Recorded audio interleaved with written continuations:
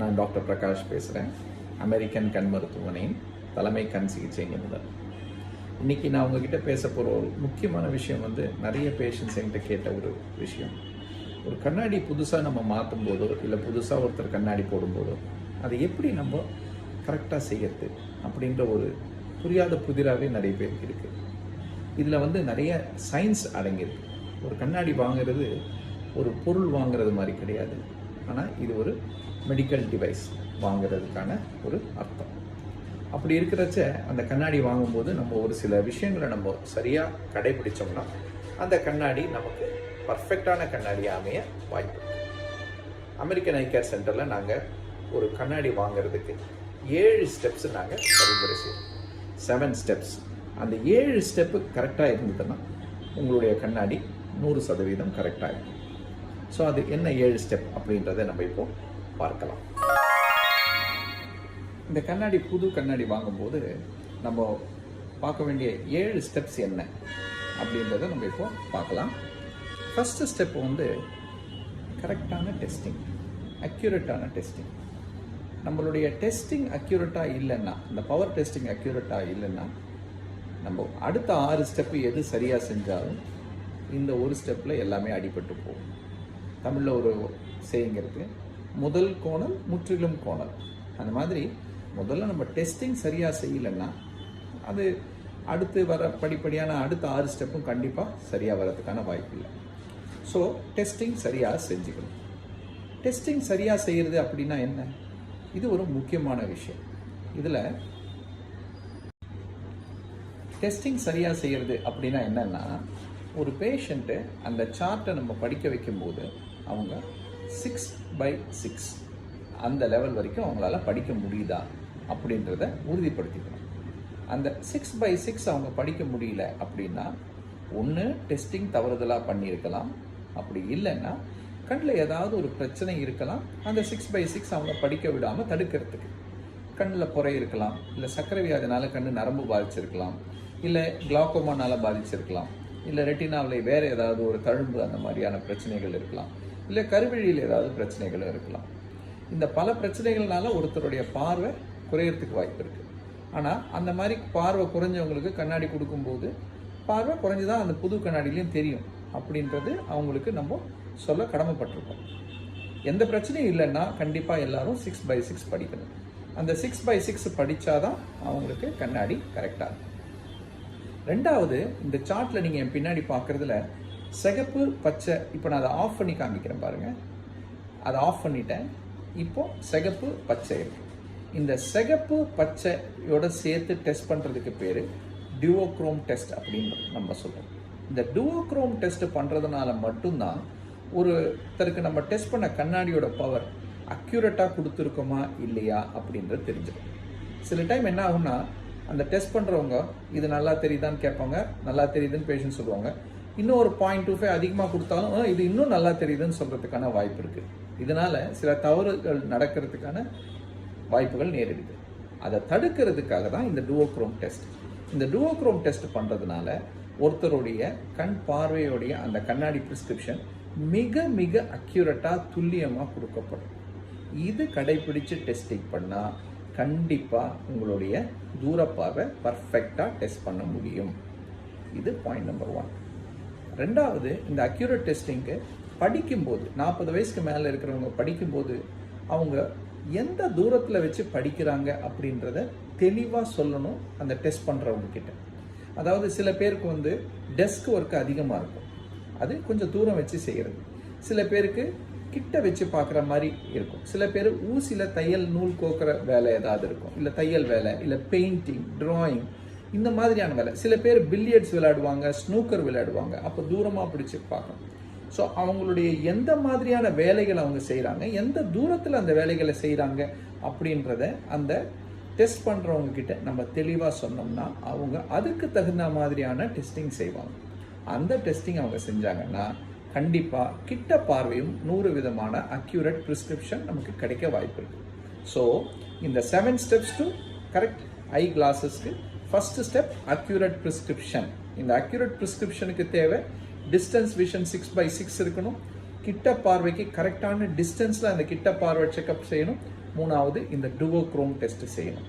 இந்த மூணும் சரியாக கடைபிடித்தால் உங்களுடைய கண் பார்வை பிரிஸ்கிரிப்ஷன் அக்யூரேட்டாக வர வாய்ப்பு இருக்கு.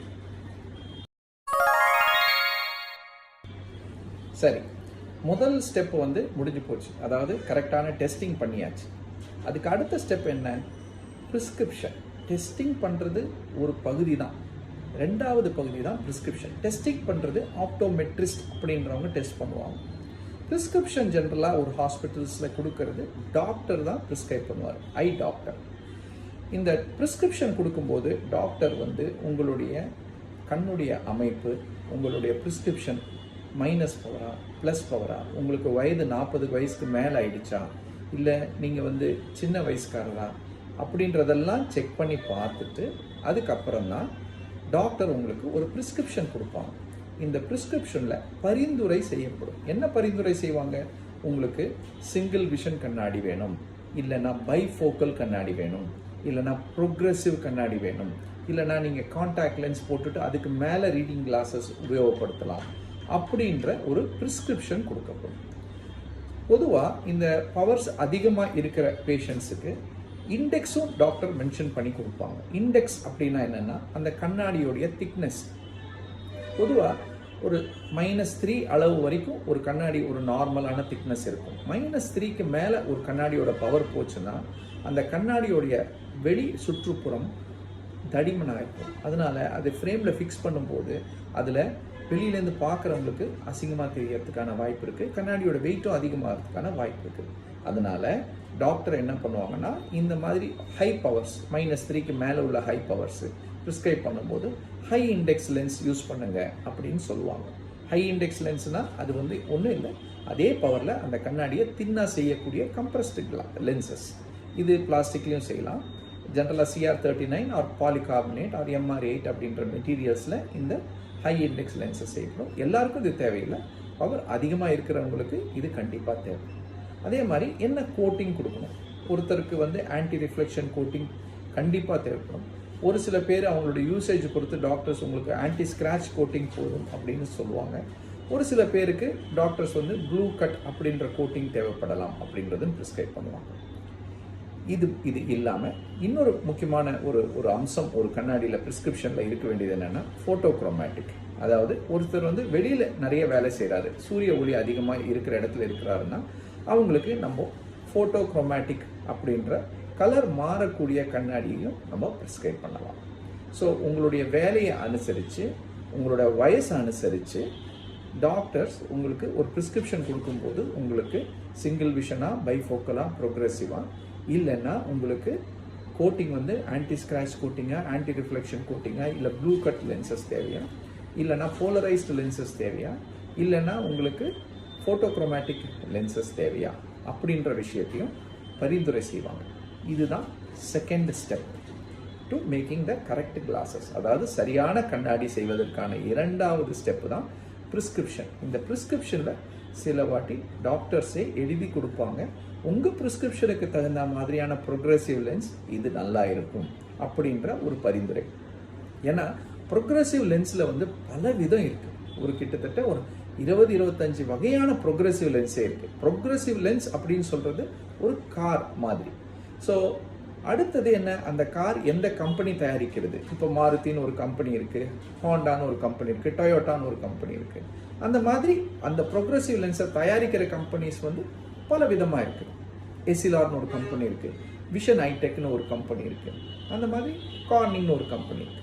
பல கம்பெனிஸ் இருக்குது. ஒரு 3 கம்பெனி தான் உங்களுக்கு நான் சொல்லியிருக்கிறேன்.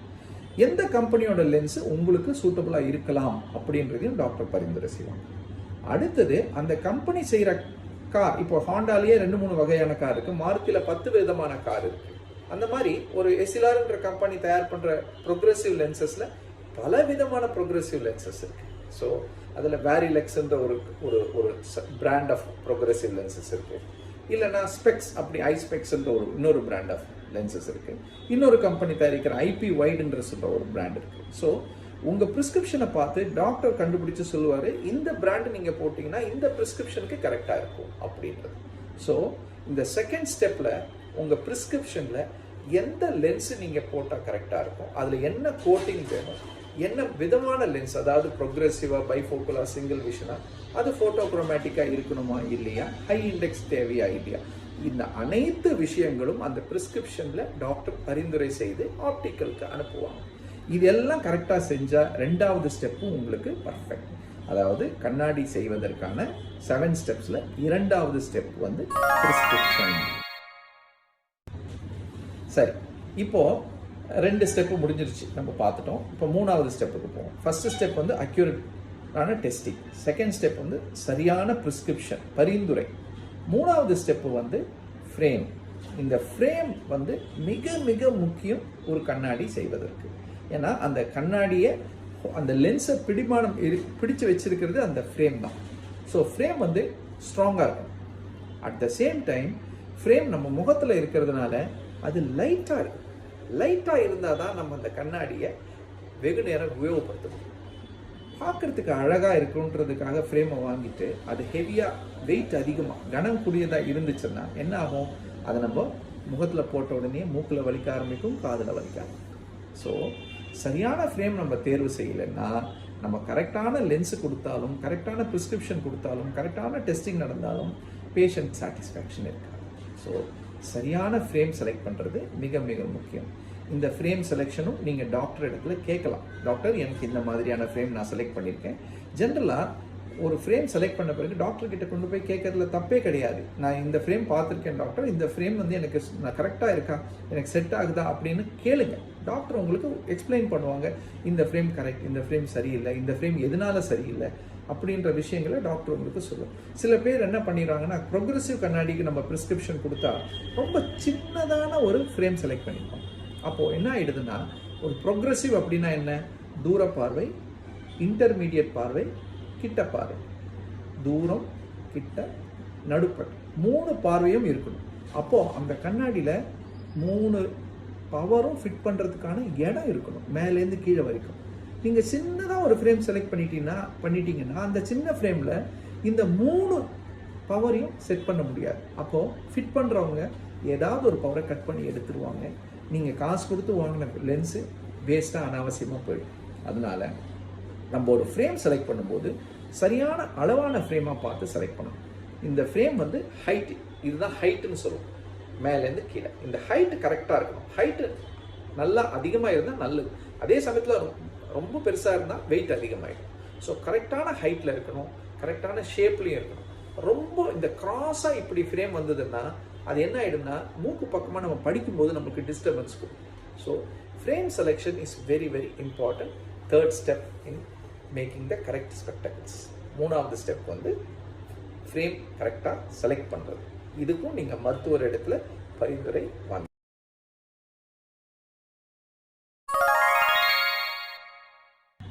சரி, இப்போ 3 ஸ்டெப்பு முடிஞ்சு போச்சு. அதாவது ப்ரிஸ்கிரிப்ஷன் சரியாக எழுதியாச்சு, அக்யூரேட்டான டெஸ்டிங்கும் பண்ணியாச்சு, கரெக்டான ஃப்ரேமும் நீங்கள் செலக்ட் பண்ணிட்டீங்க. ஃப்ரேம் செலக்ட் பண்ணதுக்கப்புறம் மருத்துவர் இடத்துல அதை காமிச்சு மருத்துவரும் அதை ஓகே சொல்லிட்டார். 4வது ஸ்டெப் என்ன, சரியான லென்ஸ் அந்த ஃப்ரேமுக்காக நம்ம வாங்குறது. நம்ம இப்போ ப்ரொக்ரெசிவ் லென்ஸ் வந்து ஒரு 1500 ரூபாயிலிருந்து 15,000, 20,000, 25,000, 30,000 வரைக்கும் கூட ப்ரொக்ரெசிவ் லென்சஸ் இருக்குது. அதே மாதிரி ஹை இண்டெக்ஸ் லென்சஸ் போக போக இன்னும் காஸ்ட் அதிகமாகிட்டே போகும். ஃபோட்டோக்ரோமேட்டிக் போட போட இன்னும் காஸ்ட் அதிகமாகிட்டே போகும். அதனால பட்ஜெட் அப்படின்றது எல்லாருக்கும் ஒரு மனசில் இருக்கும். அதுக்காக நம்மளுடைய ஃப்ரேமுடைய அந்த எஸ்பெஷலி ப்ரொக்ரெசிவ் லென்ஸில் அந்த குவாலிட்டியை நம்ம சாக்ரிஃபைஸ் பண்ணக்கூடாது. சில ப்ரொக்ரெசிவ் லென்சஸ் அந்த காரிடோரோட வித், அதாவது இன்டர்மீடியட், தூர பார்வை கிட்ட பார்வைக்கு நடுவில் இருக்கிற பேர் தான் காரிடோர்னு சொல்லுவோம். அந்த காரிடோர் வழியாக தான் நீங்கள் கம்ப்யூட்டர் பார்க்க போகிறீங்க, மொபைல் ஃபோன் பார்க்க போகிறீங்க. இன்டர்மீடியட் டிஸ்டன்ஸுக்கு தேவையானது அந்த காரிடோர். அந்த காரிடோரோட அகலம் அதிகமாக இருக்க உங்களுக்கு கம்ஃபர்ட் அதிகமாக இருக்கும். காரிடோரோட விட்டு கம்மியாக நமக்கு அந்த இடைப்பட்ட பார்வை நம்ம பார்க்கறதுக்கு கொஞ்சம் கஷ்டப்படுவோம். ஸோ நம்ம வந்து ஒரு கம்ப்யூட்டர்லேயே நிறைய நேரம் ஸ்பெண்ட் பண்ண போகிறோம் அப்படின்னா அந்த லென்ஸுடைய அந்த டிசைன், அந்த ப்ரோக்ரெசிவ் லென்ஸுடைய டிசைன் வந்து நல்ல டிசைனாக இருக்கும். ஹார்ட் டிசைனாக இருக்கக்கூடாது, சாஃப்ட் டிசைனாக இருக்கும். இப்போது வந்து வர லென்சஸ் சில லென்சஸ் கஸ்டமைஸ்டு ப்ரோக்ரெசிவ் லென்சஸ்னு வருது. அதாவது நம்முடைய கண்ணுடைய சுழற்சிக்கு தகுந்த மாதிரி, ஹெட்டுடைய மூமெண்ட்டுக்கு தகுந்த மாதிரி லென்சஸை தயார் பண்ண முடியும். இது பேர் கஸ்டமைஸ்டு ப்ரோக்ரெசிவ் லென்சஸ். இந்த கஸ்டமைஸ்ட் ஆர் இண்டிவிஜுவலைஸ்டு ப்ரொக்ரெசிவ் லென்சஸ்னால நிறைய கம்ஃபர்ட் நமக்கு கிடைக்கும் நம்ம ப்ரொக்ரெசிவ் யூஸ் பண்ணும்போது. கண்ணு தான் தொழில் அப்படின்ற ஒரு சில ப்ரொஃபஷன்ஸ் இருக்குது. ஃபார் எக்ஸாம்பிள் ஐடியில் ஒர்க் பண்ணுறவங்க, ஒரு ஆஃபீஸில் கம்ப்யூட்டரில் இருக்கிறவங்க, பேங்க்கில் இருக்கிறவங்க, இவங்களுக்கு கண் பார்வையை வச்சு தான் கம்ப்ளீட்டான அவங்க வேலையே நடக்குது. அப்போது அதில் காம்ப்ரமைஸ் பண்ணக்கூடாது. எது பெஸ்ட்டு டிசைன் ப்ரோக்ரெசிவ் லென்சஸ் அவங்க பட்ஜெட்டுக்குள்ளே எது வருதோ அதை தான் செலக்ட் பண்ணுமே தவிர எது சீப்பஸ்ட்டு அப்படின்றத பார்த்து அந்த லென்ஸை செலக்ட் பண்ணக்கூடாது. ஸோ 4th ஸ்டெப், அதாவது 4வது ஸ்டெப், கண்ணாடியை செய்யறதுக்கான 7 வழிமுறைகளில் 4வது வழிமுறை தான் வந்து லென்ஸு சரியாக செலக்ட் பண்ணுறது.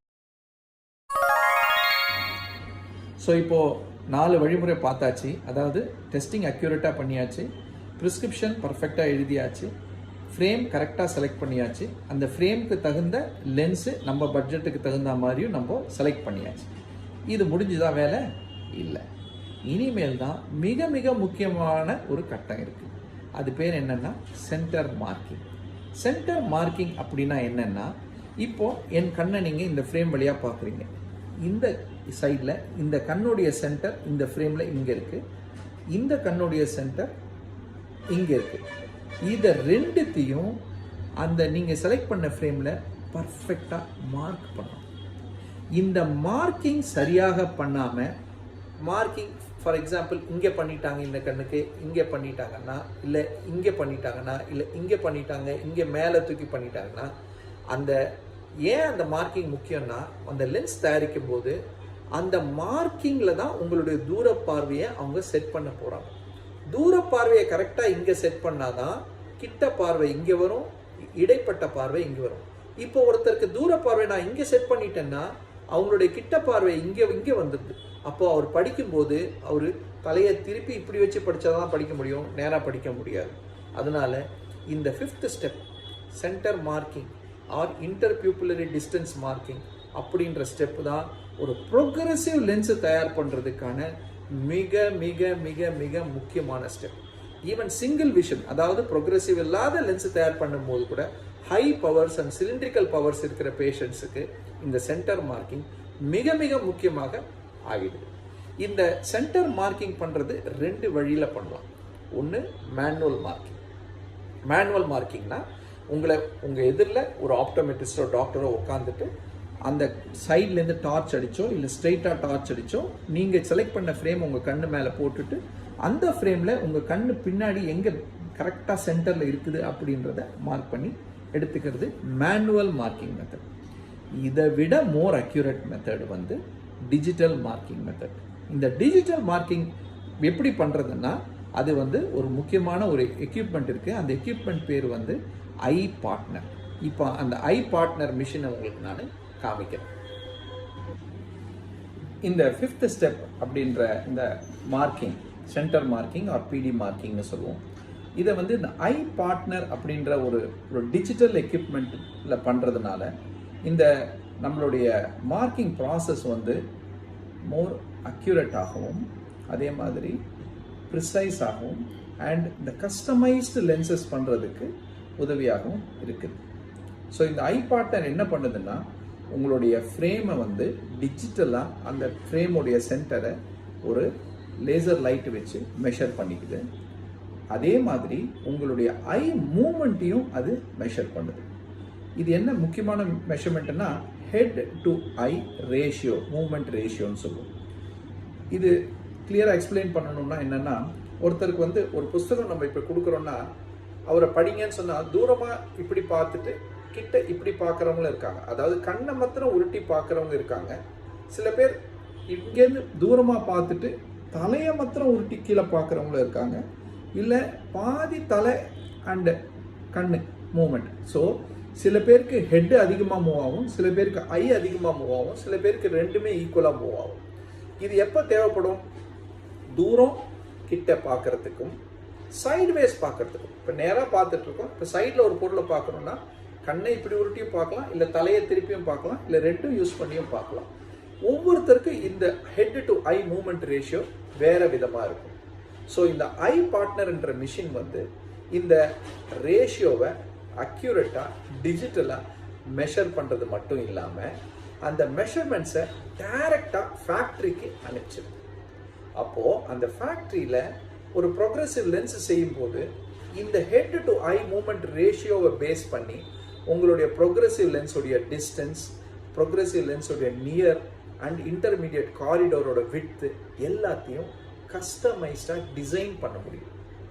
ரெடிமேடாக ஒரு துணி வாங்கி நம்ம போட்டுக்கிறதுக்கும் நம்ம உடம்புடைய அளவுக்கு தகுந்த மாதிரி அந்த துணியை தச்சு போட்டுக்கிறதுக்கும் இருக்கிற டிஃப்ரென்ஸ் தான் இந்த கஸ்டமைஸ்டு ப்ரொக்ரெசிவ்ஸ் அண்ட் ரெடிமேட் ப்ரொக்ரெசிவ். நிறைய இடத்துல இந்த ரெடிமேட் ப்ரொக்ரெசிவ் மட்டும்தான் இருக்கும். ஒரு சில இடங்கள் மட்டும்தான் இந்த கஸ்டமைஸ்டு ப்ரொக்ரெசிவ் தயாரிக்க முடியும். ஏன்னா இந்த கஸ்டமைஸ்டு ப்ரொக்ரெசிவ் தயாரிக்கிறதுக்கு இந்த ஐ பார்ட்னர் ரீடிங்ஸ் அவசியம். அந்த head to eye moment ratio மிக மிக அவசியம். Pantoscopic tilt, head to eye moment ratio and interpupillary distance என்ற 3 மெஷர்மெண்ட்ஸ் இல்லாமல் கஸ்டமைஸ்டு ப்ரொக்ரெசிவ் லென்சஸ் செய்ய முடியாது. ஸோ இந்த 5வது step is digital eye measurement with frame for purpose of making customized progressive lenses.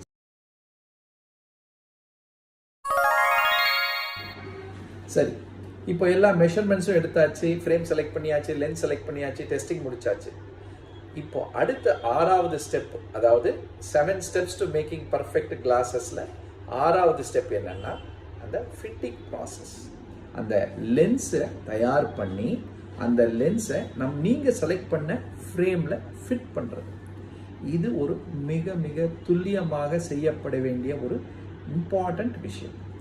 ஏன்னா சிலிண்ட்ரிக்கல் பவர்ஸ் இருந்ததுன்னா அந்த axis marking பர்ஃபெக்டாக அலைன்மெண்ட் அந்த ஃப்ரேமில் இல்லைன்னா நம்ம கரெக்டான ப்ரிஸ்கிரிப்ஷனை டாக்டர் டெஸ்ட் பண்ணி கொடுத்தாலும் நீங்கள் சரியான ஃப்ரேம் செலக்ட் பண்ணி சரியான லென்ஸ் செலக்ட் பண்ணாலும் ஃபிட்டிங்கில் தவறு ஏற்பட்டுருச்சுன்னா அந்த லென்ஸோடைய பலன் உங்களுக்கு கிடைக்காம போகும். நீங்கள் தலைவலி அண்ட் பார்வை குறைபாடு மற்ற பல பிரச்சனைகளை நீங்கள் சந்திக்க நேரிடும். அதனால இந்த ஃபிட்டிங் எவ்வளவுக்கு எவ்வளோ ஆட்டோமேட்டடாக ஒரு மிஷினை வச்சு செய்கிறோமோ அவ்வளவுக்கு எவ்வளோ நல்லது. இந்த ஃபிட்டிங் செய்கிறதுக்கு காப்பா மிஷின் அப்படின்னு ஒரு ஆட்டோமேட்டட் கம்ப்யூட்டர் கண்ட்ரோல்டு மிஷின் இருக்குது. சிஎன்சி மிஷினை சொல்லுவாங்க. இந்த மிஷினை பயன்படுத்தி அந்த லென்ஸை நம்ம ஃபிட் பண்ணோம்னா டாக்டர் என்ன ப்ரிஸ்கிரிப்ஷன் கொடுத்தோமோ அந்த ஐ பார்ட்னரில் என்ன ரீடிங்ஸ் இருக்கோ அந்த சிஎன்சி காப்பா மிஷினுக்கு ஃபிட்டிங் மிஷினுக்கு ஃபீட் பண்ணிட்டோம்னா அதுவே பர்ஃபெக்டாக லென்ஸை கட் பண்ணி பர்ஃபெக்டாக ஃபிட் பண்ணி நமக்கு கொடுத்துரும். Human intervention very very minimum. சில இடங்களில் நிறைய நான் பார்த்துருக்கேன். ஒரு மார்க்கெட்டில் போயிட்டு ஜஸ்ட்டு ஒரு டேபிள் மாத்திரம் வச்சுட்டு அந்த டேபிளில் ஒரு ப்ரொட்ராக்டர், ஒரு பிளாஸ்டிக் ஸ்கேலு, அப்புறம் ஒரு கட்டிங் டூல் இது அண்ட் ஒரு பென்சில், இது மாத்திரமே வச்சு ஃபிட் பண்ணுற நிறைய இடங்கள் எனக்கு தெரியும். நான் பார்த்துருக்கேன், என் கண் கூட நான் பார்த்துருக்கேன். மார்க்கெட்டில் இது நிறைய நடக்குது. இந்த மாதிரி இடங்களில் நீங்கள் ஃபிட் பண்ணும்போது என்ன ஆகும்னா அக்யூரசி கிடைக்காது. இப்போது ஒரு ஒப்ளிக் ஆக்சிஸில் ஆஸ்டிக்மேட்டிசம் இருக்குன்னா ஒரு 70 degrees வைக்கணும், இல்லை 45 degrees வைக்கணும்னா இது இந்த மாதிரி ஃபிட் பண்ணும்போது மேனுவல் மெத்தடில் ஃபிட் பண்ணும்போது அக்யூரேட்டாக ஃபிட் பண்ணுறதுக்கு வாய்ப்புகள் மிக குறைவு. அதே நம்ம கம்ப்யூட்டரைஸ்டு ஃபெசிலிட்டிஸோட நம்ம காப்பா மிஷினில் நம்ம ஃபிட் பண்ணோம்னா பர்ஃபெக்ட் ஃபிட்டிங் கிடைக்கிறதுக்கான 100% சான்சஸ் நமக்கு இருக்குது. ஸோ இது 6th ஸ்டெப்.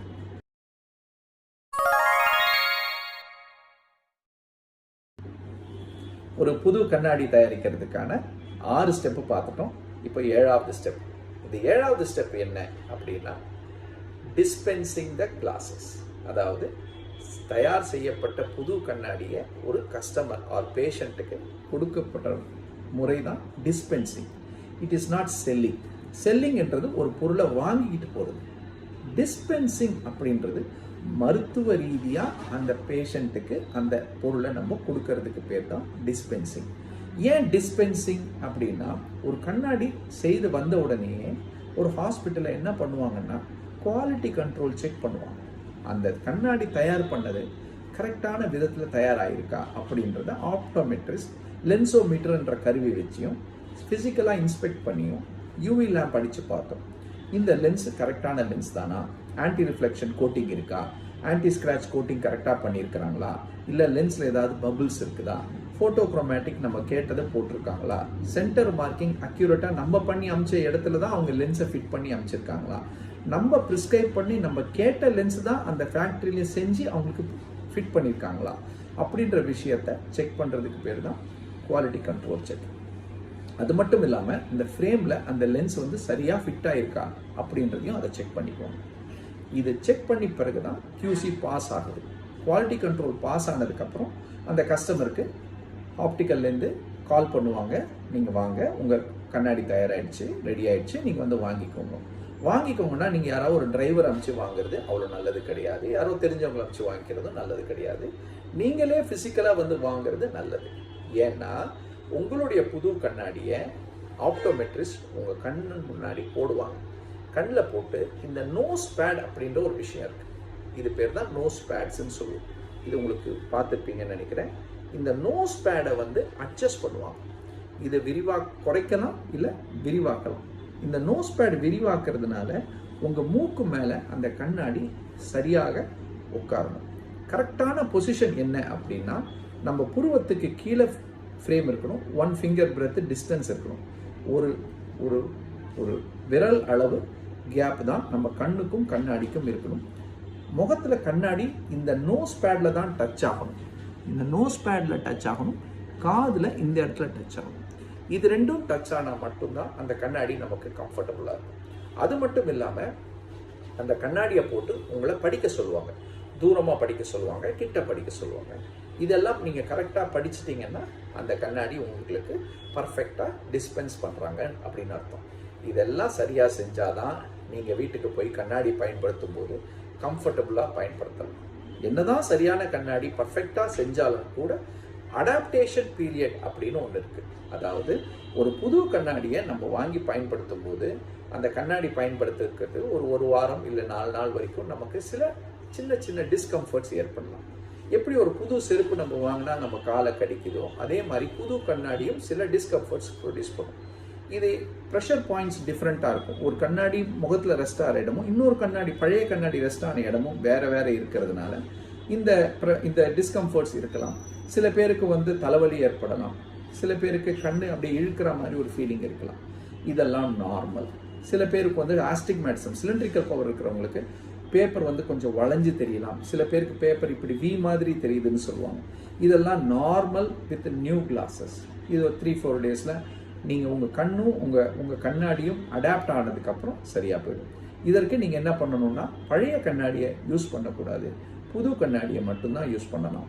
ரொம்ப சிவியராக ஹெட்டேக் வந்ததுன்னா ஒரு பேராசிட்டமால், குரோசின் டேப்லெட்டை நீங்கள் யூஸ் பண்ணலாம். ஸோ இது வரைக்கும் நம்ம ஒரு புது கண்ணாடி நீங்கள் வாங்க போகும்போது அந்த புது கண்ணாடி வாங்குறதுக்கு கரெக்டாக 100% அக்யூரேட்டாக எப்படி வாங்குறது அப்படின்றதுக்கான 7 வழிமுறைகளை நான் இப்போ உங்களுக்கு சொன்னேன். அந்த 7 வழிமுறைகள் என்ன அப்படின்றத மறுபடியும் ஒரு வாட்டி நான் இப்போ உங்களுக்கு சொல்கிறேன். ஃபஸ்ட்டு செய்ய வேண்டியது அக்யூரேட் டெஸ்டிங். செகண்ட் செய்ய வேண்டியது சரியான ப்ரிஸ்கிரிப்ஷன். மூன்றாவதாக செய்ய வேண்டியது அந்த ப்ரிஸ்கிரிப்ஷனுக்கு தகுந்த மாதிரியான செலெக்ஷன் ஆஃப் த லென்ஸ். நான்காவதா ஃப்ரேம் செலக்ட் பண்ண வேண்டியது. அஞ்சாவதா அந்த ஃப்ரேமுக்கு தகுந்த மாதிரியான IPD marking, centre marking and head to eye ratio இதெல்லாம் மெஷர் பண்ணி பாண்டோஸ்கோபிக் டில்ட் மெஷர்மெண்ட் ஐ பார்ட்னர் மூலமா செய்யறது. ஆறாவதாக இந்த ஃப்ரேமை சரியான இடத்துல ஒரு கம்ப்யூட்டரை உதவி கொண்டு காப்பா மிஷின் மாதிரியான மிஷின்ஸை யூஸ் பண்ணி இந்த லென்ஸை பர்ஃபெக்டாக ஃபிட் பண்ணுறது. கடைசியாக 7ஆவதா அந்த ஃபிட் பண்ணி வந்த லென்ஸை நம்ம குவாலிட்டி கண்ட்ரோல் பண்ணி அதை செக் பண்ணி அந்த பேஷண்ட்டுக்கு சரியான முறையில் டிஸ்பென்ஸ் பண்ணுறோம். இந்த 7 முறைகளை நீங்கள் சரியாக பயன்படுத்தினீங்கன்னா நீங்கள் வாங்கின புது கண்ணாடி 100% பர்ஃபெக்டாக இருக்கிறதுக்கான வாய்ப்பு இருக்குது. நிறைய பேர் கண்ணாடி வாங்கிடுறாங்க, ஆனால் அது கண்ணாடி சரியாக அவங்களால பயன்படுத்த முடியாமல் போயிடுது. அதுக்கப்புறம் என்ன சொல்கிறாங்க, எனக்கு இந்த ப்ரொக்ரெசிவ் லென்ஸு செட் ஆகாதுங்க அப்படின்னு நினச்சிக்கிறாங்க.